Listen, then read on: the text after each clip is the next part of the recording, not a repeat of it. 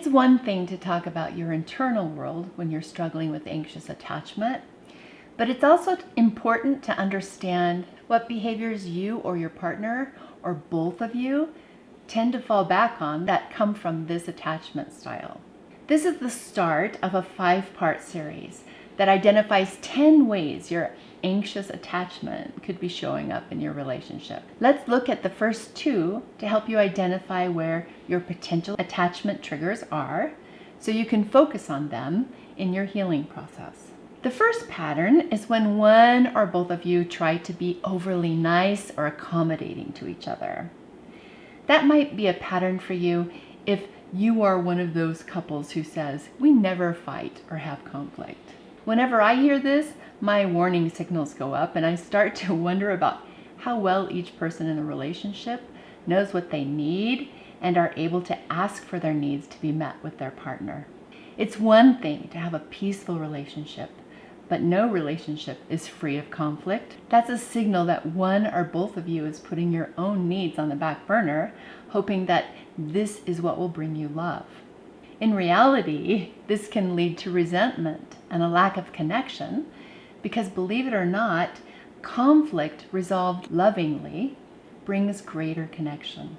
If this is your relationship pattern, I would encourage you to do some exploration to figure out where your fear from stating your needs comes from. That's where the healing starts. For example, this is a little thing, but imagine your partner asks you a favor. You're tired or really hungry.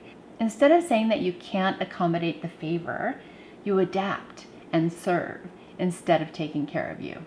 This pattern probably started in childhood for you, and it's important to start examining the assumption you're making about yourself and your relationship that cause you to put your needs last. In my couples workshop, I will help you learn to identify, explore, and communicate these assumptions with each other so that you're both getting your needs met.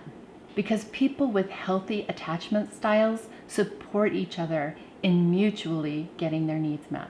The next pattern that I want to talk to you about is difficulty setting and communicating boundaries. When I was growing up and when I was in my abusive relationships, it never occurred to me that a healthy relationship would involve each partner establishing and maintaining and communicating boundaries with each other, but it's true. It's closely related to the first pattern that I've already talked about. You might be wondering how to set boundaries around yourself when you also want closeness in your relationship. So let me explain it. There are certain things that are your responsibility when it comes to taking care of yourself. They include making sure that you're getting enough rest, exercise, and good nutrition. They also include hygiene, including how often you go to the bathroom. I say this because anxiously attached people often put off going to the bathroom too long, and that's a boundary. Your responsibilities to yourself also include keeping your commitments to appointments that you make, attending to individual responsibilities outside of your relationship like work or school, or looking after your emotional and spiritual well-being. When you think of your responsibilities that I just listed, ask yourself, is it okay for you to say no to your partner about something so that you can take care of yourself in the ways that I've just mentioned? If the answer is no, then your fears, your anxious attachment style, or your unresolved trauma are probably running the relationship show for you. So I'm going to give you your homework in just a second. But I first want to tell you that in July, I run an online couples workshop called Building Bridges of Devotion for Couples. So you can improve your attachment style in the relationship you already have and rescue your relationship from the impact of childhood trauma. You can sign up for the wait list by looking for the link in the description below. In January, I do one for singles looking to improve your ability to find a securely attached partner called Dating for Secure Attachment, so you can prevent yourself from bringing patterns that began in your childhood from dictating your choice of relationship partners. You can also find the sign up for that in the description. Because the good news is we can improve our attachment style by focusing on what pushes us into patterns like the ones in this video.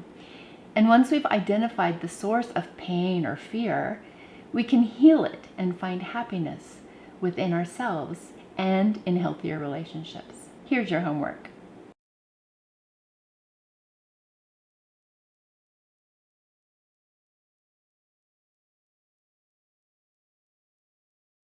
I'm Tamara Ridge, the therapist that's been there, helping you identify your attachment style so you can move childhood trauma out of your relationships.